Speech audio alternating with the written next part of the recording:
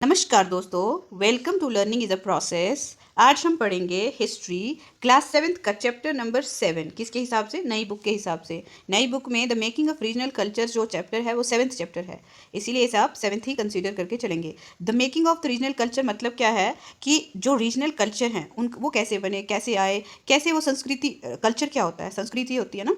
तो देखो, अब देखते हैं हम। One of the commonest way of describing people is in terms of the language they speak. सबसे कॉमन तरीका है किसी जगह के लोगों को डिस्क्राइब करने के लिए या बताने के लिए उनके बारे में, उनकी भाषा से, वो कौन सी भाषा बोलते हैं। When we refer to a person as a Tamil और एन उड़िया, जब भी हम किसी इंसान को या तो तमिल कहें या उड़िया कहें, तो इसका क्या मतलब होता है? This usually means that her he और शी स्पीक्स तमिल और Odia and lives in Tamil Nadu और उड़ीसा। देखो, इसका मतलब जनरली क्या हो जाएगा कि वो स्त्री या वो पुरुष क्या है, वो कौन सी भाषा बोलते हैं? तमिल और उड़िया भाषा बोलते हैं। और कहाँ पे रहते हैं वो? या तो तमिलनाडु में या फिर उड़ीसा में। जो भाषा बोलते होंगे उसी जगह के होंगे। We also tend to associate each region with distinctive kind of food, cloth, poetry, dance, music and painting. देखो, बहुत सारी जगहों को हम अलग अलग कलाओं के साथ भी जोड़ते हैं, जैसे कि कपड़े कैसे पहने जाते हैं वहाँ पे, खाना कैसा खाया जाता है, पोइट्री कैसी है वहाँ की, डांस क्या कौन सा करते हैं लोग, कौन सा म्यूजिक वहाँ का प्रसिद्ध है, और पेंटिंग किस तरह की करते हैं वो लोग। ठीक है, समटाइम्स वी टेक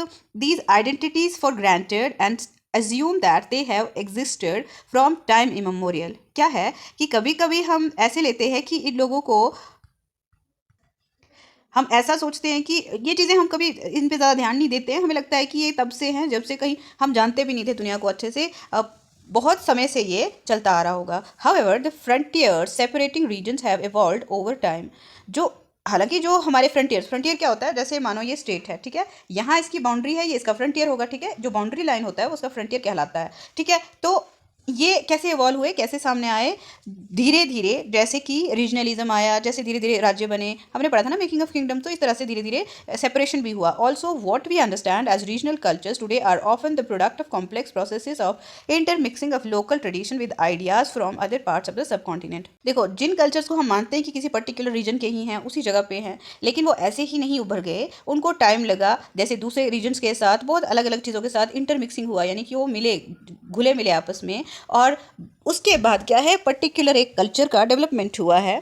पूरे भारतीय उपमहाद्वीप का सेम ही किस्सा है, चाहे आप किसी भी स्टेट में चले जाएं। As we will see some traditions appear specific to some regions. हम देखते हैं जैसे कि कुछ ट्रेडिशन हैं, कुछ रीतियां हैं जो किसी एक पर्टिकुलर रीजन के साथ ही जुड़ी हुई हैं, and yet other derive from other practices in a particular area. देखो, तो कुछ जैसे कुछ प्रैक्टिसेस हैं अलग अलग एरियाज़ की, कुछ अलग अलग लोगों के काम करने के तौर तरीके हैं, कुछ जैसे रिचुअल्स निभाने के तौर तरीके हैं, but take a new form in other regions. देखो, एक तरह का कल्चर एक जगह पे होगा तो दूसरी जगह पे वैसा कल्चर नहीं होगा, दूसरी जगह पे अलग ही तरह का कल्चर होगा। तो बेसिकली हमें क्या कहना चाह रहे हैं यहाँ पे ये कि हाँ, अलग अलग कल्चर्स अलग अलग एरिया में कैसे डेवलप हुए। The Cheras and the development of Malayalam. देखो, चेरा लोग जो थे वो मलयालम भाषा है साउथ इंडिया की, कैसे उनके साथ डेवलप होती है। Let us begin by looking at an example. एक एग्जाम्पल को लेके हम शुरुआत करते हैं। Of the connection between language and the region, किस तरह से एक भाषा का किसी क्षेत्र के साथ रिश्ता होता है। The Chera kingdom of Mahodayapuram was establish in 9th century in the south western part of the peninsula. देखो, पेनिनसुला क्या होता है? देखो, भारत का साउथ का मैप जो है आप देखोगे ऐसे है, कैसे है? ऐसे है, ठीक है।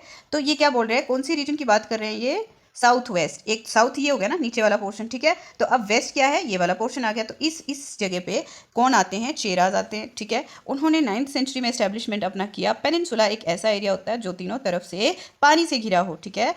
Part of present day Kerala. देखो, चेराज कहाँ के राजा थे? वो केरला के राजा थे। अगर आप देखोगे स्टेट्स को तो वहाँ देखोगे आप साउथ वेस्ट में केरला देखने को मिलेगा आपको। It is likely that Malayalam was spoken in this area. ऐसा था कि इस एरिया में जो है मलयालम भाषा बोली जाती थी। The rulers introduce the Malayalam language and script in their inscriptions. तो जो राजा लोग थे उन्होंने मलयालम स्क्रिप्ट को ही, यानी मलयालम लिपि को ही लिया और अपनी इंस्क्रिप्शन में, इंस्क्रिप्शन क्या होता है? हाथों से लिखा गया कोई सॉलिड किसी सरफेस पे कोई लेखन, तो उसको हम इंस्क्रिप्शन बोलते हैं। तो वो राजा लोग उसी भाषा के साथ लिखते थे। In fact this is one of the earliest examples of the use of regional language in official records in the subcontinent. सच अगर कोई पूछे तो ये एक सबसे पहला एग्जाम्पल था देश में, हमारे पूरे भारतीय उपमहाद्वीप में, कि किसी जगह पे रीजनल लैंग्वेज का इस्तेमाल हुआ था इंस्क्रिप्शन में। देखो, ये लैंग्वेज है, ठीक है। लैंग्वेज कैसा लिखा हुआ है हमें समझ में नहीं आएगा क्योंकि हमें मलयालम नहीं आता। तो an early Kerala inscription compose इन मलयालम, ये जिसकी बात मैं अभी, ये आपको जो पिक्चर दिख रही है इसकी बात हो रही है। Eight the same time the Chera also Drew upon सांस्कृतिक ट्रेडिशंस, चेराज ने जो सांस्कृतिक ट्रेडिशंस थे उनके ऊपर भी लिखा है। The temple theatre of Kerala, जो मंदिर होते थे, मंदिर थिएटर, जहाँ पे मंदिर में सभाएं लगती होंगी, जहाँ पे लोग इकट्ठे होते होंगे, जहाँ पे वो नृत्य प्रस्तुत करते होंगे, मंदिरों के बीच में ही थिएटर जैसे होते थे, which is traced to this period. तो इसी समय की बात है कि इस तरह का कॉम्बिनेशन टेम्पल के साथ थिएटर का जोड़ा जाता था। थिएटर ये वाला नहीं जो आज के समय में हम हिंदी मूवीज़ के लिए देखते हैं, वो नहीं, उस समय का जो थिएटर था वो बहुत अलग थे। वहाँ पे सांस्कृतिक कार्यक्रम प्रस्तुत किए जाते थे, स्टेज होती थी वहाँ पे। Borrowed stories from the Sanskrit epics, देखो उन्होंने जो कहानियाँ ली हैं ना, जो संस्कृत के एपिक्स हैं, संस्कृत के जो काव्य हैं, वहाँ से ही अपनी कहानियाँ लिए हैं। The first literary work in the Malayalam dated to about the 12th century, पहला जो कोई लिखित काम है हमें मिलता है मलयालम भाषा में तो वो 12वीं शताब्दी का है। आर डायरेक्टली इंडेक्टेड टू संस्कृत, वो किसकी वजह से वो लिखे गए, किसके कहाँ से लिए गए हैं, वो संस्कृत भाषा के जो लेखनियाँ थी, जो लिखित हमारे पास सोर्सेज हैं, उन्हीं से कहानियाँ ली गई। Interestingly enough 14th century text the Lilatilakam dealing with grammar and poetics was composed in Mani Pravalam, literally diamonds and corals। ठीक है। ऐसा था कि जो 14th सेंचुरी में एक बुक लिखी गई जिसका नाम क्या था, लीलाती लकाम नाम की एक किताब लिखी गई जो किसके साथ डील करती है, ग्रामर। देखो ग्रामर का क्या मतलब होता है कि आपको भाषा कैसे लिखनी है, शब्द कैसे इस्तेमाल करने, एक सेंटेंस कैसे बनता है, उसमें किस किस तरह के शब्द इस्तेमाल होते हैं, तो उसी को ग्रामर कहते हैं। किसी भी भाषा के लिए ग्रामर बहुत इंपॉर्टेंट होती है। और पोइटिक्स यानी कि कविताओं का भी लेखन हुआ, और ये लिखा कैसे गया, जिसे कहा जाता है मणि प्रवलाम, जिसका मतलब क्या है, हीरे और कोरल्स, यानी कि समुद्र में मिलने वाले वो बहुत सुंदर सुंदर जीव जिन्हें कोरल्स बोलते हैं। Referring to the two languages, दो भाषाओं का इनमें क्या था, जुड़ाव था। ठीक है। Sanskrit and the regional languages, ठीक है, एक तो संस्कृत हुआ करती थी, दूसरी रीजनल जो वहाँ के स्थानीय भाषाएं हुआ करती थी। Rulers and the religious traditions, the Jagannath cult, देखो राजा और जो वहाँ के धार्मिक जो ट्रेडिशन थे, जो जिसको हम एक जगन्नाथ कल्ट के बारे में बात करेंगे। देखो ये है जगन्नाथ टेम्पल, जगन्नाथ की मूर्तियाँ। ठीक है। तो क्या है ये, in other regions regional cultures grew around religious traditions, ऐसा था कि कुछ ऐसे जगह थी, ऐसे क्षेत्र थे जहाँ पे जो वहाँ की संस्कृति बढ़ी है वो कैसे हुई है, धार्मिक ट्रेडिशंस, धार्मिक रिवाजों के साथ बढ़ी है। ठीक है। The best example of this process is the cult of Jagannath, जो जगन्नाथ का कल्ट है, तरीका है, वहाँ का जो रिचुअल्स होते हैं वहाँ पे, जैसे कि literally Lord of the world, उन्हें कहा जाता है कि जगन्नाथ का मतलब होता है कि वो दुनिया के क्या है, राजा हैं। अ नेम ऑफ विष्णु, ये किसको नाम दिया जाता है, भगवान विष्णु को। एट पुरी में है ये मंदिर। ठीक है। और ये पुरी कहाँ पे पड़ता है, उड़ीसा में। To date the local tribal people make the wooden images of the deity, तो यहाँ के लोग जो है किसकी मूर्ति बनाते हैं, इमेजेस किसकी बनाते हैं, लकड़ी की बनाते हैं। ठीक है, आज तक भी। विच suggest that the deity was originally a local God, जिससे पता चलता है कि शुरुआत में जो ये देवता थे, जो ये भगवान थे, ये लोकल हुआ करते थे, वहाँ के लोगों के अपने ही ट्रेडिशन को प्रस्तुत करते थे ये लोग। Who was later identified with Vishnu, बाद में फिर उन्हें किसके साथ जोड़ा गया कि भगवान विष्णु का ही रूप हैं ये, भगवान विष्णु ही हैं ये। In the 12th century one of the most important ruler of the Ganga dynasty, 12वीं शताब्दी के बहुत ही एक प्रख्यात राजा हुए जो गंगा वंश को बिलोंग करते थे, गंगा वंश के थे। अनंत वर्मन उनका नाम था। Decided to erect a temple for Purushottam, उन्होंने एक मंदिर बनाने का सोचा, किसके लिए, पुरुषोत्तम जगन्नाथ एट पुरी, यानी कि ये जो जगन्नाथ मंदिर बना इसके बारे में उन्होंने बनाने के लिए सोचा उस समय। सब्सिक्वेंटली इन 1230, इसके बाद क्या होता है कि 1230 में king Anang Bhim III dedicated his kingdom to the deity and proclaimed himself as the deputy of the god. देखो जो दूसरे राजा आते हैं जिनका नाम क्या है, अनंग भीम III, उन्होंने क्या किया कि ये जो राज्य था उनका साम्राज्य, वो किसको दे दिया, वो भगवान जगन्नाथ को समर्पित किया और खुद को कहा कि मैं उनका एक डेप्यूटी, यानी कि उनका एक जैसे कहते हैं ना हम उनके सेवक हैं, तो मैं इस जनता की सेवा उन्हीं के सेवक के रूप में करूंगा, उन्होंने ही मुझे यहाँ पे कार्य सौंपा है। ठीक है। As the temple gained in importance as a centre of the pilgrimage, जैसे ही यात्राओं का एक केंद्र बन जाता है मंदिर ये, it's authority in social and political matter also increase, तो इनका जो ये रुतबा है वो कैसे बढ़ जाता है, वो राजनीतिक और सामाजिक हर तरह के क्षेत्र में बढ़ जाता है। ठीक है। All those who conquered Orissa हर वो जिन्होंने उड़ीसा को जीता, सच एज द मुगल्स, जैसे कि Mughal, the Marathas, Maratha and the English East India Company, ठीक है, इन सब लोगों ने क्या किया, attempted to gain control over the temple. ये सभी क्या चाहते थे कि जगन्नाथ मंदिर पे इनका क्या है, एक आधिपत्य स्थापित हो जाए कि ये हमारा है, ठीक है। They felt that this would make their rule acceptable to the local people. उनको ऐसा लगता था कि अगर वो अपना आधिपत्य मंदिर पे स्थापित कर देंगे तो लोग जो है वहाँ के वो उनके राज को अपना लेंगे, यानी कि उनको अपना राजा मान लेंगे, ठीक है। देखो जगन्नाथ मंदिर ये है, अगर किसी को टाइम मिले तो वहाँ जाएं, अगर वो वहाँ का कोई लोकल बच्चा है तो वो और भी अच्छे से समझ पाएगा, है ना। The Rajputs and the traditions of heroism. देखो राजपूत्स हैं, राजपूत्स मीन राज प्लस पूत्स मीन राजाओं के बेटे। तो ट्रेडिशन क्या था उनका, क्या रिवाज था उनका, कि वो एक हीरोइज्म का कंसेप्ट हुआ करता था, खुद को हीरो मानते थे, वो हीरो काम उनके हीरो जैसे हुआ करते थे। In the 19th century the region that constitutes most of the present day Rajasthan, 19th century की बात है, कौन सा रीजन, राजस्थान का। देखो वेस्टर्न स्टेट है, अगर आप लोग पढ़ रहे हैं ना तो आपके पास एटलस या मैप होना बहुत ज़रूरी है। आप उसमें अलग अलग स्टेट, जैसे केरला बताया हमने, उड़ीसा बताया, राजस्थान बताया, ये सबका पता होना चाहिए आपको कहाँ कहाँ पे है। वो called Rajputana by the British. किन के द्वारा कहा गया, ब्रिटिश लोगों ने राजपुताना बोलते थे इस जगह को। वाई दिस में suggest that this was an area that was inhabited only और मेनली बाय राजपूत्स। तो ये इससे ऐसे सजेशन, ऐसे समझ में ये आता है कि ये ऐसा एरिया था जहाँ पे ज़्यादातर राजपूत रहा करते थे, ठीक है। This is only partially true, ये पूरा सच तो नहीं है। There were several groups who identify themselves as Rajputs in many areas of the northern and central India. तो बहुत सारे ग्रुप्स ने खुद को राजपूत माना, सिर्फ राजस्थान में ही नहीं, नॉर्दर्न यानी कि उत्तर भारत में और सेंट्रल मध्य भारत में, ठीक है। And of course there were several people other than Rajputs who live in Rajasthan, और बहुत सारे ऐसे लोग भी थे जो राजपूत नहीं थे लेकिन वो राजस्थान में रहते थे। However the Rajputs are often recognised as contributing to the distinctive culture of Rajasthan. और राजस्थान को क्या माना जाता है कि उन्होंने बहुत ही एक रिच कल्चर जो है, एक संस्कृति बनाने का कार्य किया है। उनका कंट्रीब्यूशन काफ़ी, उनका योगदान रहा है कि राजस्थान की जो संस्कृति है उसको बनाने में, ठीक है। अब these cultural traditions were closely linked with the ideals and inspirations of rulers। देखो ये जो कल्चरल ट्रेडिशन है ना, सांस्कृतिक जो रिवाज हैं, ये किसके साथ जुड़े हुए हैं, एस्पायरेशन ऑफ रूलर्स। जैसी उनकी ख्वाहिशें होती थी, इच्छाएं होती थी ना राजाओं की, उसी तरह का कल्चरल एक सेक्ट बन जाता था, ठीक है। वो कहते थे कि ये कोई चीज़ें उनको अच्छी लगी, वो उन्होंने रिवाजों में उतार दी, तो वो धीरे धीरे चलती गई। From about the 8th century, लगभग 8वीं शताब्दी से लेकर, most of the present day state of the Rajasthan was ruled by various Rajput families. 8वीं शताब्दी से लेकर ज़्यादातर आज के प्रेजेंट डे जो स्टेट्स हैं राजस्थान की, वो कौन रूल करता था वहाँ पे, राजपूत परिवार रूल करते थे, ठीक है।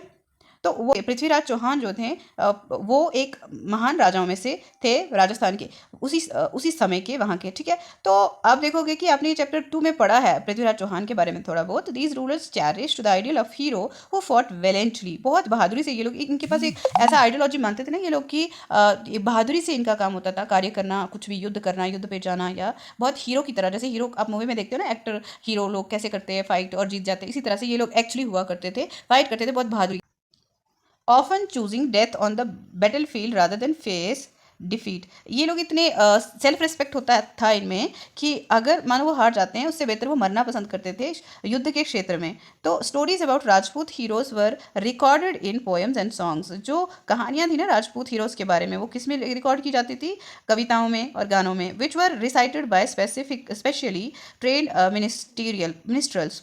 देखो ये जो कौन करते थे, रिसाइट कौन करते थे, जो काफ़ी जिनको ट्रेनिंग होती थी, ऐसे मिनिस्ट्रियल लोग होते थे, वो करते थे ये सब, ठीक है। These preserve the memories of the heroes and were expected to inspire others to follow their example. देखो ये जो मेमोरीज होती थी ना, जैसे कविताएं लिख दी, रिकॉर्ड कर दी, कुछ पढ़ते थे, बोलते थे, समझाते थे, और ये लिखते क्यों थे इतनी कविताएं, और क्या चाहते थे ये ऐसा चाहते थे कि अगर उनके बाद कोई अगर ऐसा अच्छा कार्य करने के लिए इंस्पिरेशन चाहे, मानो अगर किसी को किसी से अगर आपको कोई काम करना है तो आप किसी को देख के कहते हो ना कि मुझे इसकी तरह ही काम करना है, तो वही एक अपनी एक छवि छोड़ के जाते थे कि आगे आने वाली पीढ़ियाँ उनको याद करके उनसे ज़्यादा बेहतर काम करें, ठीक है। Ordinary people were also attracted to the stories. आम इंसान भी जो था वो बहुत ही आकर्षित हुआ करते थे इन कहानियों के लिए, which often depicted dramatically situation and a range of the strong emotions.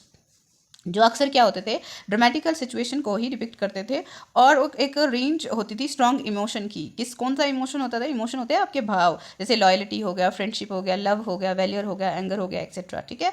Loyalty क्या होता है, ईमानदारी, ठीक है। आप किसी भी रिलेशनशिप में, किसी भी कार्य में आपको ईमानदारी से काम करना है। फ्रेंडशिप क्या होता है? दोस्ती, ठीक है। लव क्या होता है? प्यार। वैल्यूर क्या होता है? बहादुरी। एंगर क्या होता है? गुस्सा। ये गुण होते थे राजपूतों के उस समय में। Did women find a place with in these stories? क्या औरतों को भी इन कहानियों में कोई स्थान मिलता था? Sometimes they figure as a cause for conflict, कभी कभी उन्हें युद्ध का कारण बताया जाता था। As men fought with one another on either win or protect women. देखो, आदमी लोग लड़ते थे या तो फिर औरतों के लिए या फिर उनकी सुरक्षा के लिए, ठीक है। women are also depicted as following their heroic husbands in both life and death।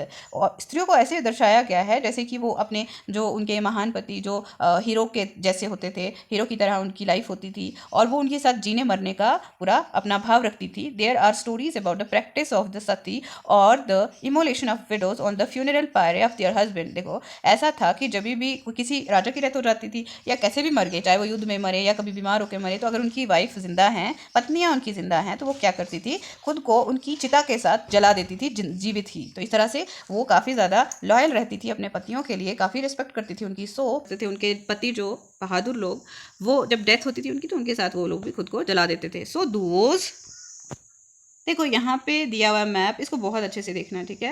ये देखो बीकानेर, ये राजस्थान का एरिया है, यहाँ की बात कर रहे थे हम, ठीक है। फिर उड़ीसा की बात कर रहे थे हम, है ना। फिर हमने केरला की बात की, उत्तर प्रदेश भी होगा इसमें, फिर ये बंगाल का एरिया भी आएगा। तो इस तरह से आपको मैप में पता होना चाहिए कि कौन सी जगह की बात कर रहे हैं हम और वो कहाँ पे है मैप में। Those who follow the heroic ideal often had to pay for it with their lives. देखो, कभी कभी जो खुद को बहुत ब्रेव, बहुत बहादुर या बहुत जैसे निडर मानते थे, तो उन्हें कभी कभी अपने जीवन का भी बलिदान देना पड़ता था, ठीक है। Beyond regional frontiers, the story of Kathak. अब कथक की कहानी, कथक क्या है? एक डांस का फॉर्म है, ठीक है। तो कहाँ का है ये dance? If heroic traditions can be found in different region in different forms. अगर आप देखोगे अलग अलग ट्रेडिशन, अलग अलग बहादुरी के जो किस्से हैं, जो बहादुरी की कहानियाँ हैं, वो अलग अलग जगहों पे मिलते हैं भारत के। The same is true of dance. इसी तरह से डांस के लिए भी यही बात लागू होती है। Let us look at the history of one dance form. हम देखते हैं किसकी हिस्ट्री को, इतिहास किसका? एक तरह के डांस का, जो जिसका नाम क्या है? Kathak. Now associated with several parts of north India. बहुत सारे नॉर्थ इंडिया कौन सा एरिया है? उत्तर भारत का जो एरिया है, बहुत सारे हिस्सों में इसे इस तरह का डांस किया जाता है। The term Kathak is derived from कथा। कथक कहाँ से लिया गया? शब्द कहाँ से लिया गया? कथा। कथा क्या होती है? कहानी। A word use in Sanskrit और अदर लैंग्वेजेस फॉर स्टोरी, ठीक है। कहानी के लिए इस्तेमाल होता है। The Kathaks were originally a caste of story tellers in temples of north India. Kathak कौन होते थे? शुरुआत में ये कास्ट हुआ करती थी स्टोरी टेलर्स की नॉर्थ इंडियन टेम्पल्स में, ठीक है। Who embellished their performance with gestures and songs. जिन्होंने क्या किया? अपनी जो परफॉर्मेंस है उसे किस तरह से दिखाते थे? ऐसे जैसे जेस्चर के साथ, जिनमें भाव बना बना के दिखाने हैं या फिर गीत बोल के गा के दिखाते थे वो लोग, ठीक है। Kathak began evolving into a distinct mode of dance. धीरे धीरे इसका क्या हुआ? कैसे बढ़ता गया? ये एक अलग ही फॉर्म बन गई, एक अलग ही तरह का डांस बन गया। In the 15th and the 16th century, लगभग 15वीं और 16वीं शताब्दी में ये एक डांस के रूप में उभर के सामने आता है। With the spread of the भक्ति मूवमेंट, किसके साथ? भक्ति जो मूवमेंट हुआ था उस समय ये भी बढ़ता गया। The legends of Radha Krishna were enacted in folk plays called Raslila. देखो, जो कहानियाँ थी किसकी? राधा कृष्ण की, जो उनकी कथाएं थी, उनको कैसे दिखाया जाता था? फोक प्ले, जो वहाँ के लोकल प्ले यानी नाटकीय रूपांतरण किया जाता था उनका, जिसे क्या कहते थे? Raslila. Which combined folk dance with the basic gestures of the Kathak story tellers. देखो, ये फोक डांस के रूप में दिखाते थे, बेसिक जेस्चर होते थे। जेस्चर क्या होते हैं? किसी भाव कैसे दिखाना है किसी चीज़ को, ठीक है, कथक स्टोरी टेलर्स के, ठीक है। Under the Mughal emperors and their nobles, Mughal राजा और उनके जो नोबल हुआ करते थे, Kathak was performed in the court. Kathak कहाँ पे परफॉर्म होता था? कोर्ट में, यानी कि दरबार में। Where it acquired its present features of and developed into a form of dance with a distinctive style. देखो, वहाँ पे इसे काफ़ी पहचान मिली। जो मुगल राजा थे उन्होंने काफ़ी ज़्यादा इसकी सराहना की और वहाँ पे ये उनके दरबार में ये डांस हुआ करते थे। धीरे धीरे ये डांस वहाँ से बढ़ता ही गया, ठीक है। राजाओं के पसंद बन गया तो फिर वो बढ़ेगा। Subsequently it developed in to traditions और gharanas, one in the court of Rajasthan Jaipur and the other in Lucknow. देखो, दो तरह के कथक के जो दो घराने बन गए धीरे धीरे। घराने क्या होते हैं? घर, यानी कि एक घर इधर है एक घर उधर है। कहाँ पे? एक तो राजस्थान की ट्रेडिशन के साथ जुड़ गया, दूसरा लखनऊ के ट्रेडिशन के साथ जुड़ गया। Under the patronage of Wajid Ali Shah. किसकी पेट्रोनेज? किसने इनको प्रोत्साहन दिया? वाजिद अली शाह, जो लास्ट नवाब ऑफ अवध, ठीक है। अवध के वो अंतिम नवाब माने जाते हैं वाजिद अली शाह। उन्होंने काफ़ी ज़्यादा इसको सराहा। It grew into a major art form, एक बहुत बड़ा आर्ट बन गया, ये कला बन गई. By the third quarter of the 19th century, it was firmly entrenched as a dance form not only in these two regions. 19th century तक ये एक डांस इन दो जगहों का ही नहीं रह गया था, अजमेर राजस्थान जयपुर में और लखनऊ में, बल्कि ये बढ़ता गया, दूसरे क्षेत्रों तक पहुंचा. But the adjoining areas of present day Punjab, Haryana, Jammu and Kashmir, Bihar and Madhya Pradesh emphasis was laid on intricate and rapid footwork. ठीक है, तो देखो ये डांस की फॉर्म थी ना, ये अलग अलग स्टेटों में भी जाने लगी. अब आपको देखना है कि जम्मू कश्मीर कहाँ पे है, पंजाब हरियाणा कहाँ पे है, और बिहार एंड मध्य प्रदेश कहाँ पे है, मैप में देखना है. ठीक है, इलेबोरेट कॉस्ट्यूम्स, बड़े बड़े मतलब बड़े अच्छे कॉस्ट्यूम यानी कि पहनावा जो होता था, as well as on the enactment of stories, कैसे इनेक्ट करना है स्टोरीज को, उस पर भी ध्यान दिया जाने लगा. Kathak like several other cultural practices was viewed with disfavour by most British administrator. Kathak जो है बहुत सारे दूसरे कल्चरल सांस्कृतिक जो प्रथाएं थी उनके साथ देखा जाने लगा, और बहुत सारे जो ब्रिटिश एडमिनिस्ट्रेटर थे यानी प्रशासक थे उन्हें ये पसंद नहीं था. In the 19th and 20th century however it survived and continued to be performed by courtesans. ये ब्रिटिशर्स को पसंद नहीं था, लेकिन उसके बावजूद भी ये चलता रहा, क्योंकि इसको कौन पसंद कर रहा है, कोर्टिजन, दरबारी लोग इसे परफॉर्म फिर भी करते थे. And was recognised as one of 6 classical form of the dance in the country after independence. और ये 6 जो हमारे क्लासिकल यानी पुराने जो डांस फॉर्म्स हैं, जो पुराने नाच के तरीके हैं, उनमें शामिल कर दिया गया आज़ादी के बाद. क्लासिकल डांसेस क्या होते हैं? The question of defining any art form as classical is often quite complicated. किसी भी आर्ट फॉर्म को क्लासिकल बनाने के लिए और बहुत ही कॉम्प्लिकेशन से का सामना, यानी कि बहुत ही मुश्किल होता है उसे कैसे बताया जाए कि वो क्लासिकल है. Do you define something as classical if it deals with religious theme? क्या आप किसी चीज़ को डिफाइन करते हैं, बताते हैं कि वो क्लासिकल है अगर वो किसी धर्म के थीम को पकड़ती है? और do we consider it classical because it appears to require a great deal of skill acquired through long years of training? या फिर ये वो ऐसा होगा कि ये क्लासिकल तभी होगा जबकि इसे अचीव करने में, यानी कि स्किल की डेवलपमेंट धीरे धीरे सालों तक होती गई. और is it classical because it is performed according to rules that are laid down and variations are not encouraged. ठीक है, और ये क्लासिकल है किस तरह से मानेंगे, जैसे कि ये कैसे परफॉर्म होता है, जैसे रूल्स बताए गए हैं कि ऐसे ऐसे आपको डांस करना है, ऐसे ऐसे, जैसे उसको प्रोत्साहन मिला होगा उस हिसाब से, यानी कि किस तरह से पता चलेगा कि क्लासिकल क्या होता क्या है. These are questions we need to think about. हमें सोचना पड़ता है, इनके ऊपर सोचना चाहिए हमें. It is worth remembering that many dance form that are classical as folk also share several of the characteristic consider typical of classical form. देखो ये चीज़ ध्यान देने योग्य है कि जितने भी क्लासिकल डांसेस या फोक डांसेस होते हैं उनमें कुछ ना कुछ जो है कैरेक्टरिस्टिक्स, उनकी विशेषताएं जो होती थी वो कहीं ना कहीं मिलती थी. मतलब कि जो विशेषताएं अगर किसी क्लासिकल डांस को दर्शाने के लिए रखी जाती थी तो वो उनमें होती थी. ठीक है, ये कहने का मतलब है यहाँ पे. ठीक है, नाउ क्या है, so while the use of term classical may suggest that these forms are superior. जैसे कि हम क्लासिकल का यूज़ करते हैं कि ये जो फॉर्म्स हैं वो क्या हैं, सुपीरियर हैं. This need not always be literally true. ये ज़रूरी नहीं है कि हर समय सेम ही डेफिनेशन यूज़ की को हम सही मान लें. Other dance forms that are recognise as classical at present, इस समय जिन्हें हम क्लासिकल डांस के रूप में देखते हैं उनके कुछ नाम हैं. भरतनाट्यम कहाँ का है? तमिलनाडु का है, ये भी देखना है. कथकली केरला, कुचिपुड़ी आंध्र प्रदेश, मणिपुरी मणिपुर में. देखो, तो इन जगहों को भी आपने देखना है, खाली डांस ही नहीं सुनने हैं, देखना भी है कहाँ कहाँ पे हैं. Painting for patrons. देखो पेट्रन कौन होते हैं? जो किसी चीज़ को बढ़ावा देते हैं, प्रोत्साहन देते हैं, उसके साथ उसका पूरा साथ देते हैं उसे आगे बढ़ने में, तो उनकी पेंटिंग्स करना. ठीक है, द ट्रेडिशन ऑफ मिनिएचर्स होता है छोटी दीवार पे लगाने वाली पेंटिंग्स. देखो इस तरह से होती है ना, ये दीवार पे लगाई जाती हैं, तो miniature. Another tradition that developed in different ways was that of miniature painting. जो दीवारों पे लगाई जाने वाली छोटी छोटी पेंटिंग्स बनाना शुरू किया, ये भी उसी समय में हुआ था. The miniatures as their very name suggest they are small size painting, छोटी छोटी पेंटिंग्स होती थी, generally done in water colour on cloth or paper. तो ये किस पे होती थी? ये वाटर कलर के साथ होती थी. अगर आप लोग पेंटिंग करते हैं तो आपको कलर्स का भी पता होगा, वाटर कलर कौन से होते हैं. ये कपड़े पे बनते थे या फिर किसी कागज़ पे बनाते थे इनको. ठीक है, the earliest miniatures were on palm leaves और वुड. सबसे पहले जो मिनिएचर बने ना, छोटी छोटी जो पेंटिंग्स बनी, तो वो किस पे बनती थी? पाम लीव पे. ठीक है, खजूर की पत्तियों पे बनती थी या फिर लकड़ी पे बनती थी. Some of the most beautiful of these, उनमें से कुछ बहुत ही खूबसूरत जो हैं, फाउंड इन वेस्टर्न इंडिया, पश्चिम भारत में मिली हैं, were use to illustrate Jain text. वो किसके बारे में बताती हैं? जैन टेक्स्ट के बारे में बताती हैं. The Mughal emperor Akbar, Jahangir and Shahjahan patronised highly skilled painters who primarily illustrated manuscripts. देखो मुगल जो राजा लोग थे ना, उनमें से अकबर आ गए, जहांगीर आ गए, शाहजहां आ गए, इन्होंने काफ़ी ज़्यादा जो गुणी लोग होते थे, स्किल्ड लोग होते थे पेंटिंग में. ठीक है, उन लोगों को काफ़ी प्राथमिकता देते थे वो, और उन्होंने कहाँ कहाँ कैसे क्या करते थे, मैन्युस्क्रिप्ट में हिस्टोरिकल अकाउंट्स जो हैं पोइट्री साथ में वो लिखा करते थे, उनको पैट्रोनाइज करते थे ये राजा लोग, ठीक है। These were generally painted in brilliant colours and portrayed court scenes. ये ज़्यादातर क्या होता था, बहुत सुंदर सुंदर रंगों के साथ बनाए जाते थे, और वो कोर्ट यानी दरबार के जो सीन होते थे, कभी सभा हो रही है, कभी कुछ हो रहा है, तो वो सब दर्शाते थे। ये देखो, ये भी उन्हीं में से एक है, लेकिन ये दरबार नहीं है, ये दरबार के बाहर का सीन है, ठीक है। तो hunting and other aspects of social life, देखो दरबार के सीन होते थे, या फिर युद्ध के सीन होते थे, या फिर कहीं शिकार पे गए होते थे। तो यहाँ पे आप देखो, यहाँ पे क्या चल रहा है, ये किस चीज़ को दर्शा रहे हैं। यहाँ पे जहाँ लग रहा है हमें कि बाहर गए हुए शिकार पे, देखो शिकार करके लाए हैं, ठीक है। तो इस तरह से वो दिखाते थे। They were often exchanged as gifts, उन्हें गिफ्ट्स की तरह, यानी जैसे किसी को तोहफा दिया जाता है, गिफ्ट दिया जाता है, उपहार दिया जाता है। They were often exchange as gifts and were viewed only by an exclusive few. तो ये एक दूसरे को उपहार के रूप में दिए जाते थे, लेकिन कुछ ही लोगों की प्रिविलेज होती थी, कुछ ही लोगों के पास इसका हक होता था। जैसे बहुत बड़े बड़े लोग होते थे, जो राजा लोग, राजा के दरबारी लोग, इस तरह के लोगों के पास ये चीज़ें होती थी। आम लोगों के पास ये नहीं होती थी, क्योंकि इतना पैसा नहीं होता था लोगों के पास। The emperor and his close associates, उनके जो होते थे आसपास के, ठीक है।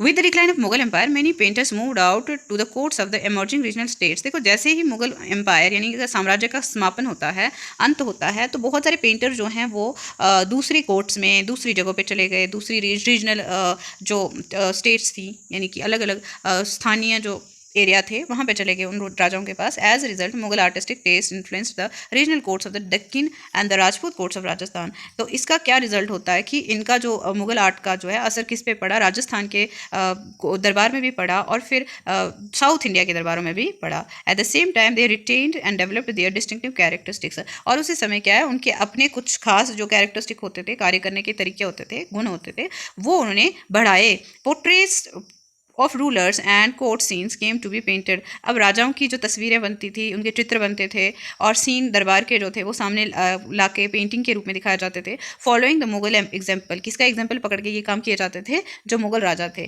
Besides themes from mythology and poetry were depicted at centre such as Mewar, Jodhpur, Bundi, Kota and Kishangarh. देखो अलग अलग स्कूल हुए ना, अलग अलग जगहों पे अलग तरीके से पेंटिंग होती थी। तो वहाँ पे क्या होते थे, धार्मिक सीन भी होते थे। जैसे माइथोलॉजी क्या होता है, जो हमारे धर्म से जुड़ी हुई चीज़ें हैं, तो उनकी कहानियों के किस्से जो थे वो पिक्चर के रूप में दिखाना अलग अलग तरह से, ये सब अलग अलग स्कूल में होने लगा था। Another region that attracted miniature painting was the Himalayan foothill. और दूसरी तरफ से मिनिएचर पेंटिंग जो है वो कहाँ पर ज़्यादा होने लगा, हिमालय का जो नीचे वाला फुट हिल वाला पोर्शन है, सबसे बाहर वाला, around the modern day state of Himachal. आज के समय हम हिमाचल प्रदेश मानते हैं जिस स्टेट को। By the late 17th century this region had developed a bold and intense style of miniature. तो बोल्ड और इंटेंस स्टाइल जो मिनिएचर का है वो भी डेवलप किया था। पेंटिंग कॉल्ड बसोली, कौन सी पेंटिंग बोलते हैं, हिमाचल में बसोली पेंटिंग बहुत प्रसिद्ध हुई। The most popular text to be painted here was Bhanu Datta's Rasamanjari. Bhanu Datta की रासमंजरी जो थी, उनकी टेक्स्ट को उठाकर ही जो है पेंटिंग की गई। Nadir Shah invasion and the conquest of Delhi, Nadir Shah ने जो अटैक किया था, जो आक्रमण किया था भारत पर in 1739 resulted in the migration of Mughal artist to the hills to escape the uncertainties of the plains. ऐसा था कि जब नादिर शाह ने हमारे देश पे अटैक किया, तो उस समय जो मुगल राज दरबार में जितने भी कोटियर होते थे, जितने भी पेंटर्स थे, वो एक जगह से वो अलग अलग जगहों पे चले गए, ठीक है। वहाँ से उन्होंने अपनी जगह छोड़ दी जहाँ वो पहले रहते थे, ठीक है। ये देखो कितनी सुंदर पेंटिंग है, उसी समय की पेंटिंग है, ठीक है। मेकिंग ऑफ, यहाँ पे किस चीज़ की पेंटिंग दिखा रहे हैं, एक कृष्णा राधा आर कंपेनियन पहाड़ी मिनिएचर, कांगड़ा स्कूल, कांगड़ा भी हिमाचल में ही है, तो सुंदर पेंटिंग्स है वहाँ की भी, है ना। तो बहुत सुंदर पेंटिंग देखने को मिलती हैं। They found ready painters which led to the founding of the Kangra school of painting. By the mid 18th century, the Kangra artists developed a style which breathed a new spirit into miniature painting. तो उसमें एक नई जान डाल दी उस style में, जो जिससे मिनिएचर और भी सुंदर बनने लगे। मिनिएचर पेंटिंग में नई जान डालने का कार्य इन लोगों ने किया। The sources of inspiration was the Vaishnavite tradition. तो यहाँ इन्होंने प्रेरणा किससे ली, वैष्णवाई जो रिवाज हैं उनसे, ठीक है। Soft colours including cool blue and greens and lyrical treatment of themes distinguished Kangra painting, ठीक है। तो सॉफ्ट कलर यूज़ होने लगे, जैसे कि बहुत सुंदर नीला रंग, हरा रंग और अलग अलग थीम जो देने लगे कांगड़ा पेंटिंग में देखने को मिले। Remember that ordinary women and men painted as well on pots, walls, floors, clothes, works of art that have occasionally survived, unlike the miniature that were carefully preserved in palaces for centuries. देखो आम लोग भी करते थे ना, आदमी और औरतें क्या करते थे, वो बर्तनों पे बनाते थे, दीवारों पे बनाते थे, छतों पे बनाते थे, कपड़ों पे बनाते थे, कलर अलग अलग तरह से पेंटिंग की जाती थी, और ये उनकी तरह नहीं होते थे, जो मिनिएचर फॉर्म ऑफ आर्ट था ना उनकी तरह नहीं होते थे, उनके उनसे अलग होते थे. A close look Bengal. अब बंगाल की अगर बात करें हम तो उनको भी देखते हैं, वो क्या कहना चाह रहे हैं हमें. The growth of the regional language, जो लैंग्वेज रीजनल लैंग्वेज बंगाल की है उसकी कैसे ग्रोथ हुई. As we saw at the outset, we often tend to identify regions in terms of language spoken by the people. जैसा हमने देखा कि लोगों को उनकी भाषाओं से पहचाना जाता है कि वो कौन सी भाषा बोलते हैं, उसी हिसाब से वो उस एरिया के होंगे. So we assume that people in Bengal always spoke Bengali. इसलिए हम ये मान लेते हैं कि जो लोग बंगाल में रहते थे वो बंगाली ही बोला करते हैं होंगे. However what is interesting is that while Bengali is now recognised as a language derived from Sanskrit. जो बंगाली है आज के समय में माना जाता है कि ये संस्कृत से ली गई एक भाषा है. Early Sanskrit text mid first millennium BC. तो ये लगभग मिड फर्स्ट मिलेनियम BC का बात है जब संस्कृत भाषा से निकाला गया. Suggest that the people of Bengal did not speak Sanskritic language. तो उस लोग सांस्कृतिक लैंग्वेज नहीं बोलते थे, ठीक है, उस समय भी. How then did the new language emerge. तो फिर कैसे बंगाली जो है संस्कृत से ही निकल के आई, ठीक है. फ्रॉम द 4th में 3rd centuries BC commercial ties began to develop between Bengal and Magadh, ठीक है, साउथ बिहार. देखो 4th और 3rd century BC की अगर बात करें हम तो कमर्शियल जो आर्थिक जो टाइज बनी थी ना एक दूसरे के साथ, जो संबंध बने थे बंगाल और मगध के बीच में. मगध कहाँ पे पड़ता है, साउथ बिहार में. अब बिहार स्टेट को आपको मैप में देखना है और उसका साउदर्न पोर्शन मगध हो गया. Which may have led to the growing. किसका ग्रोथ हुआ, ये देखो बंगाली भाषा का बात है, ठीक है. इस तरह की भाषा ये बंगाल की है, ऐसे लिखा जाता है इसको. इन्फ्लुएंस ऑफ संस्कृत, किस तरह से इन्फ्लुएंस पड़ा. During the 4th century the Gupta rulers establish political control over north Bengal. अब 4th शताब्दी की बात है कि गुप्ता राजा लोगों ने बंगाल पे अपना आधिपत्य स्थापित किया, ठीक है. And began to settle Brahmans in this area. और इस एरिया में ब्राह्मणा को सेटल करना शुरू कर दिया उन्होंने. दस the linguistic and cultural influence from the mid Ganga valley became stronger. इसीलिए जो भाषा का जो इन्फ्लुएंस है, जो असर है, जो यहाँ की संस्कृति पे पड़ा वो काफ़ी मजबूत हो गया, ठीक है, बहुत ही स्ट्रांग हो गया. In the 7th century the Chinese traveller Zhuanzang observe that languages related to the Sanskrit were in use all over Bengal. देखो 7th century में चाइनीज यात्री आते हैं, उनका नाम क्या, Zhuanzang, जिनको हम यूनसेंग भी बोलते हैं. उन्होंने देखा कि जो भाषाएं हैं वो किससे रिलेट करती हैं, संस्कृत से, और हर जगह पे बोली जाती हैं. कहाँ पे, बंगाल के हर एरिया में भाषा जो बोली जाती है वो संस्कृत को रिलेट करती है, ठीक है. फ्रॉम द 8th century 8वीं शताब्दी से Bengal became the centre of a regional kingdom. Bengal क्या बन जाता है, एक केंद्र बन जाता है वहाँ की क्षेत्रीय भाषाओं का, ठीक है, क्षेत्रीय अंडर द पालास, ठीक है. कौन राजा है वहाँ के, पाल लोग. Between the 14th and the 16th century 14वीं और 16वीं शताब्दी के बीच बंगाल को रूल कौन करता है, sultan who were independent of rulers in Delhi, ठीक है. वो क्या थे, उनको वो स्वतंत्र थे, वो दिल्ली के राजाओं के अंडर नहीं होते थे. In 1586 when Akbar conquered Bengal, 1586 में जब अकबर ने बंगाल को जीता, it formed the nucleus of the Bengal suba. तो फिर ये क्या बन गया, न्यूक्लियस, यानी कि बिल्कुल मध्य बिंदु बन गया बंगाल सूबा का. सूबा क्या होता है, प्रोविंस. प्रोविंस को प्रांत बोलते हैं हिंदी में. While Persian was the language of administration. जो प्रशासकीय भाषा थी वो कौन सी थी, मुगल्स की, पर्शियन, ठीक है. Bengali developed as a regional language. तो जो बंगाली थी वो एक क्षेत्रीय भाषा के रूप में बढ़ती गई. In fact by the 15th century the Bengali group of dialects came to be united by a common literary language. तो 15वीं शताब्दी में ऐसा हुआ कि जो ग्रुप क्या बोलते थे, ये भाषा बोलते थे, वो एक इकट्ठे एक सूत्र में बंधे हुए नजर आए. और ये कहाँ पे थे, ये वेस्टर्न रीजन में थे, ठीक है, पश्चिम वाला पोर्शन जो था बंगाल का. Now known as West Bengal, जिसे हम अभी क्या बोलते हैं, वेस्ट बंगाल, पश्चिम बंगाल. दस although Bengali is derived from Sanskrit. हालांकि देखो जो बंगाली है वो कहाँ से ली गई है, संस्कृत से. It pass through several stages of evolution. इसकी बहुत सारी एवोल्यूशन होता है किसी चीज़ का बढ़ना, ठीक है, धीरे धीरे उसमें तरक्की आना, तो उसको बोलते हैं एवोल्यूशन, ठीक है. तो also a wide range of non Sanskritic words derived from a variety of sources including tribal language. कौन सी बात हो रही है यहाँ पे, नॉन संस्कृत शब्द जो हैं अलग अलग सोर्सेज से, जैसे कि ट्राइबल लैंग्वेज जो वहाँ के आदिवासी लोगों की भाषा थी, पर्शियन के कुछ शब्द हुए, फिर यूरोपियन भाषाओं के कुछ शब्द हैं, तो वो इस बंगाली का पार्ट बन गए, हिस्सा बन गए, ठीक है। अर्ली बंगाली लिटरेचर में भी डिवाइडेड इंटू 2 कैटेगरीज। जो बंगाली लिटरेचर यानी कि जो बंगाल में जो लिखने का प्रचलन हुआ वो 2 कैटेगरीज में डिवाइड होता है, one indebted to Sanskrit and other to the independent of it. एक में ज़्यादा संस्कृत के ऊपर निर्भर हैं वो, और दूसरा कौन सा है, स्वतंत्र, यानी कि उसमें संस्कृत का ज़्यादा प्रभाव नहीं है। The first includes translation of the Sanskrit epic, और इसमें क्या है कि जो बंगाली में जो लिखा गया है वो सांस्कृतिक काव्यों से ही लिया गया है, सांस्कृतिक काव्यों को ही बदला गया है बंगाली में। द मंगला काव्य literally auspicious poem dealing with the local deities. देखो मंगला काव्य का मतलब होता है पवित्र जो है कविताएं, जिसमें भगवान का नाम होगा या फिर जिसमें बहुत अच्छी बातें लिखी गई होंगी भगवान से जुड़ी हुई, ठीक है न, तो उन्हें क्या बोलते हैं, मंगल काव्य, ठीक है।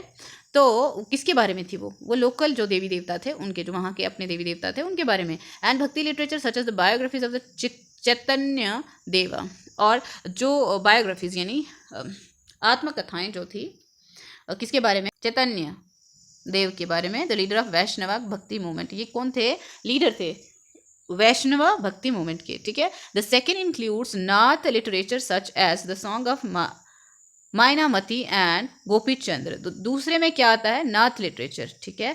और कौन सा है, जैसे कि जो किसके सॉन्ग हैं उसमें मैनामती थी एक, उनके सॉन्ग हैं, और गोपी चंद्र के सॉन्ग हैं। Stories concerning the worship of धर्म ठाकुर, जो कहानियाँ हैं वो किससे जुड़ी हुई थी, धर्म ठाकुर के पूजा से। And fairy tales, folk tales and ballads. देखो जो फोक टेल्स हो गई, कौन सी कहानियाँ, जो वहाँ की रीजनल कहानियाँ हैं, ठीक है। एंड उसके बाद बैलेड्स जो वहाँ पे गाए जाते थे गाने, हैं ना, फोक सॉन्ग्स तरह के होते हैं, वो नाथ लिटरेचर को जुड़े हुए थे, ठीक है।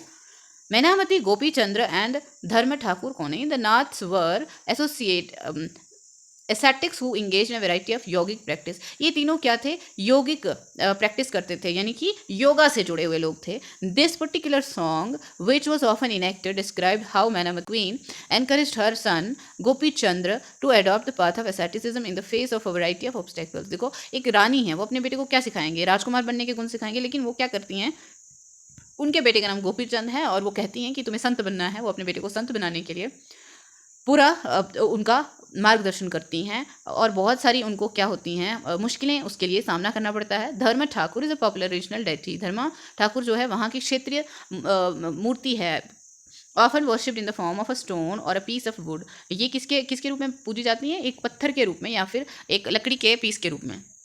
The text belonging to the first category are easier to date. जो पहली कैटेगरी की टेक्स्ट है ना वो ईजी थी। As several manuscripts have been found indicating that they were compose between the late 15th and the mid 18th century. तो बहुत सारे ऐसे स्क्रिप्चर हैं, बहुत सारी हमें लेखनियाँ मिल जाती हैं उनके बारे में कि उनका जो वो लिखी गई वो कब लिखी, 15वीं शताब्दी से लेके मध्य 18वीं शताब्दी तक। Those belonging to the second category, जो दूसरी कैटेगरी के थे ना, circulated orally and can not be precisely dated. देखो उनको लिखा नहीं गया था, ठीक है, शुरुआत में उनको लिखा नहीं गया था। वो पहले किसी के पास एक कहानी है तो वो अपने आगे किसी बच्चे को सुना रहा है, वो फिर उनके आगे बच्चों को सुना रहा है, इस तरह से वो आगे चलती आ रही थी। इसीलिए इनके लिए कोई डेट हम बता नहीं सकते कि कब ये शुरुआत हुई इनकी। They were particularly popular in eastern Bengal. वो ज़्यादातर कहाँ प्रसिद्ध हुई, ईस्टर्न बंगाल यानी बंगाल में। Where the influence of Brahmanas was relatively weak. यहाँ पे ब्राह्मण लोगों का जो प्रभाव था ना वो थोड़ा कम था, तो इस वजह से आम भाषा को प्रेफरेंस मिलती थी, ठीक है। तो पीर एंड टेम्पल्स, पीर क्या होता है, एक ऐसा इंसान जो लोगों को जो स्पिरिचुअल पाथ पे लेके जाए, उन्हें उनका मार्गदर्शन करे, किसके लिए, आध्यात्मिक मार्ग के लिए। From the 16th century people began to migrate in large numbers from the less fertile western Bengal to the forested and marshy areas of the southeastern Bengal। देखो 16th century के बाद क्या होता है, लोगों ने काफ़ी बड़े तादाद में वेस्ट बंगाल यानी कि पश्चिमी बंगाल से पूर्वी दक्षिणी बंगाल की तरफ मूवमेंट करना शुरू कर दिया था। क्यों, एज ए मूव्ड ईस्टवर्ड, जैसे ही वो पूर्व की ओर गए, दे क्लियर्ड फॉरेस्ट, उन्होंने जंगलों को साफ किया, and brought the land under rice cultivation, और वहाँ पे क्या करना शुरू किया, चावल की खेती करना, धान की खेती करना। Gradually local communities of fisher folks and shifting cultivators, जो लोकल कम्युनिटीज़ थी ना किसकी, फिशर फोक्स की और शिफ्टिंग कल्टिवेटर्स की, तो वो क्या थी, ऑफन ट्राइबल्स, अक्सर कौन होते थे, वो कबीले होते थे यानी कि आदिवासी होते थे। Merged with the new communities of peasant, किसके साथ जुड़ जाते हैं वो, न्यू कम्युनिटीज़ किसकी, किसानों के साथ। This coincided with the establishment of Mughal control over Bengal with their capital in the heart of the eastern delta at Dhaka. ठीक है, तो ईस्टर्न डेल्टा जो है ढाका में सब लोग वहाँ पे उनकी भाषाओं का मेल होता है, यानी कि उनका एक कैपिटल बन जाती है ढाका.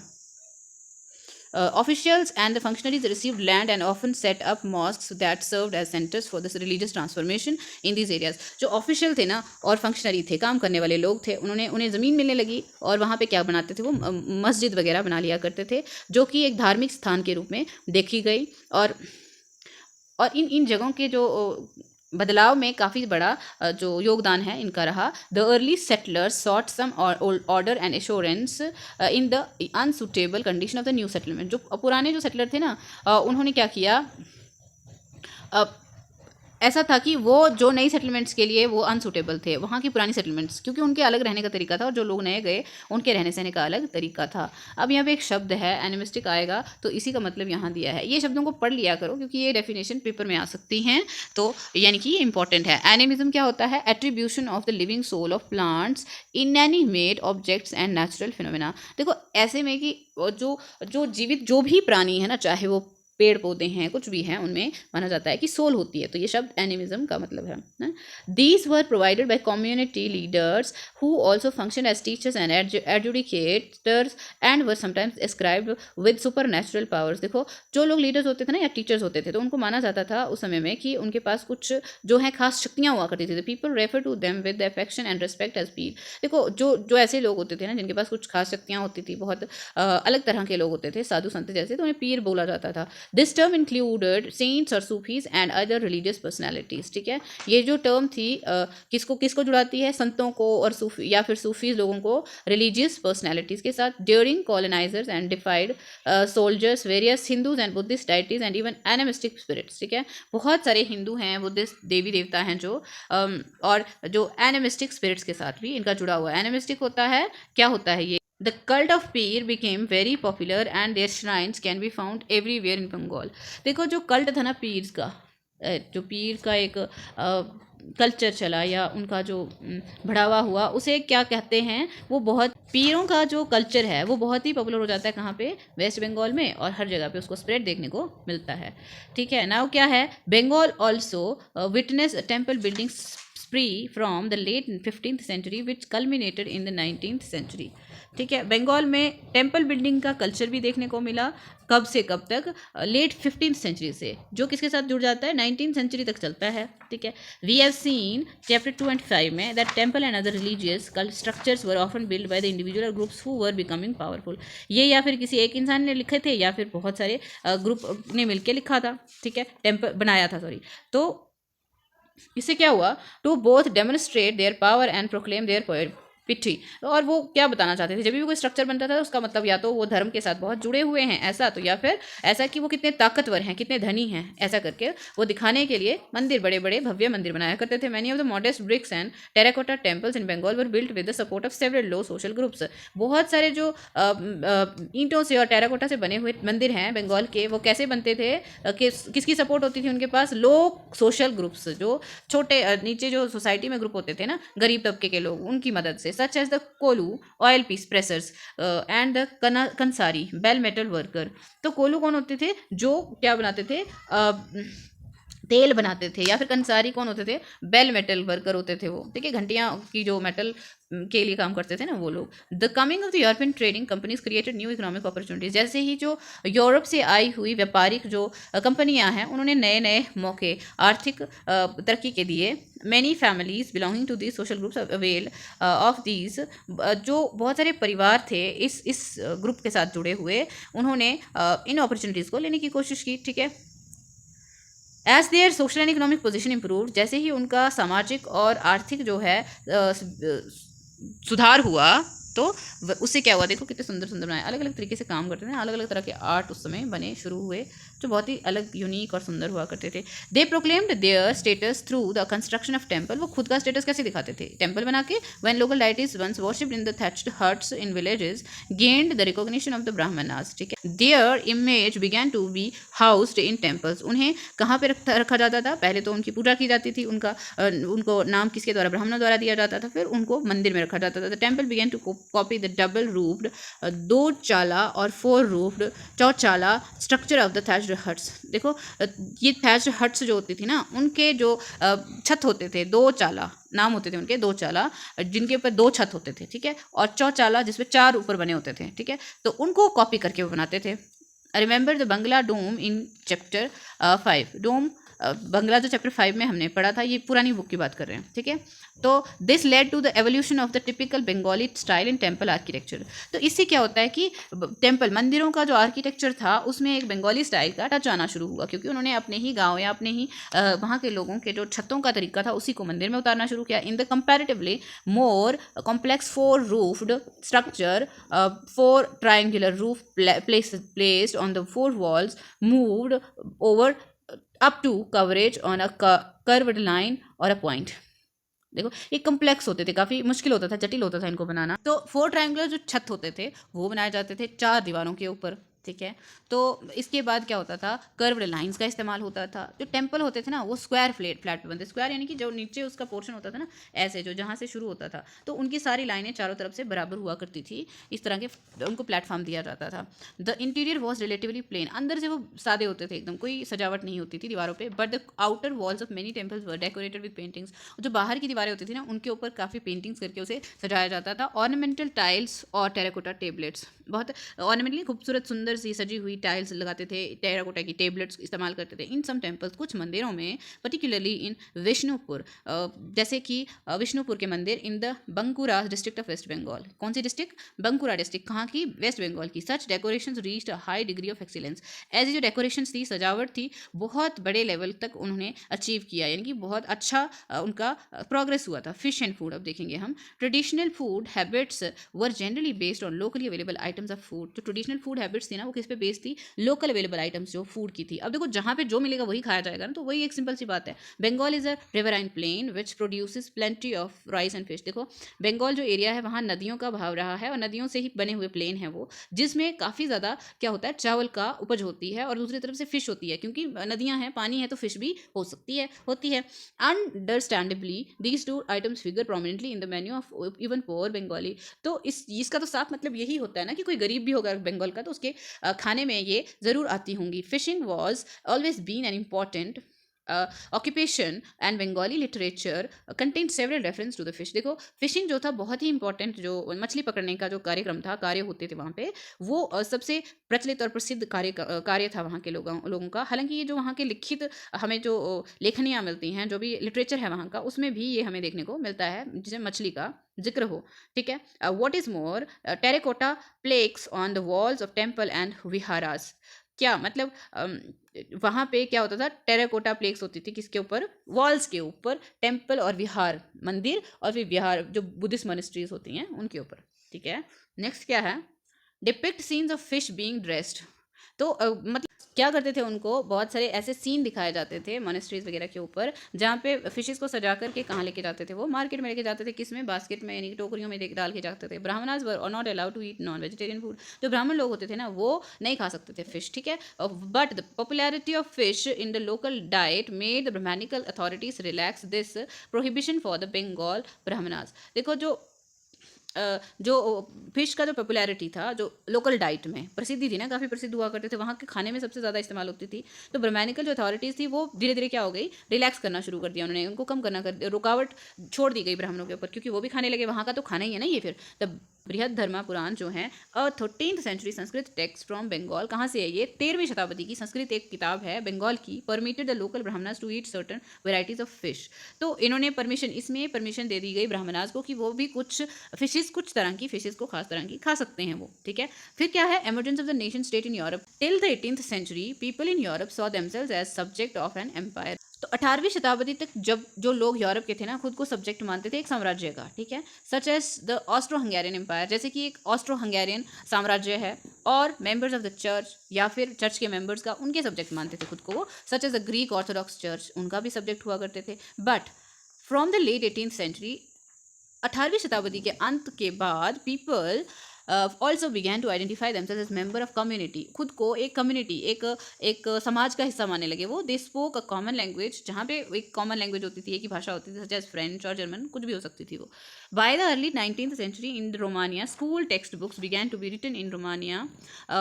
जो अर्ली 19, शुरुआत के 19 का जो सेंचुरी का था, वहाँ पे स्कूल में टेक्स्ट बुक में क्या लिखते थे वो, रोमानियन, ना कि ग्रीक भाषा नहीं, रोमानिया की भाषा खुद की यूज़ करने लगे। And in Hungary Hungarian was adopted as the official language, तो हंगरी में हंगेरियन, क्योंकि वहाँ के लोग हंगरी बोलते थे, हंगेरियन भाषा बोलते थे, तो इसलिए उन्होंने अपनी ऑफिशियल भाषा हंगेरियन कर दी। ठीक है, लैंग्वेज इंस्टेड ऑफ लैटिन, अब लैटिन वहाँ पे बोली जाती थी, तो उन्होंने वो छोड़ दी और अपनी भाषा ले ली। These and other similar developments created the consciousness among the people that each linguistic community was a separate nation. तो इससे लोगों के बीच में एक क्या आया, अवेयरनेस आई, यानी जागरूकता आई कि जो भी भाषा हम बोलते हैं तो एक अलग ही, हर एक भाषा बोलने वाले लोगों को हम एक देश का हिस्सा बना सकते हैं। ठीक है, this feeling was strengthen by the movements for Italian and German unification in the late 19th century. और ये जो देश की भावना थी या नेशन स्टेट की भावना थी, ये बहुत ही स्ट्रांग होती गई किसके साथ, जो इटालियन और जर्मन, इटली का यूनिफिकेशन हुआ है ना, जब आगे वाली क्लासेस में आप पढ़ोगे, इटली जुड़ा, फिर जर्मनी जुड़ा, इनमें जो भाषाओं का जो संग्रह दिखाया गया कि एक भाषा बोलने वाले लोग कैसे एक हो सकते हैं, तो इस तरह से ये चीज़ को और भी बढ़ावा मिला। तो यहाँ पर हमारा चैप्टर समाप्त होता है। हम मिलेंगे अगली वीडियो में अपनी एक्सरसाइज वर्क को लेकर के, तब तक के लिए आप पढ़ते रहिए, बढ़ते रहिए। धन्यवाद।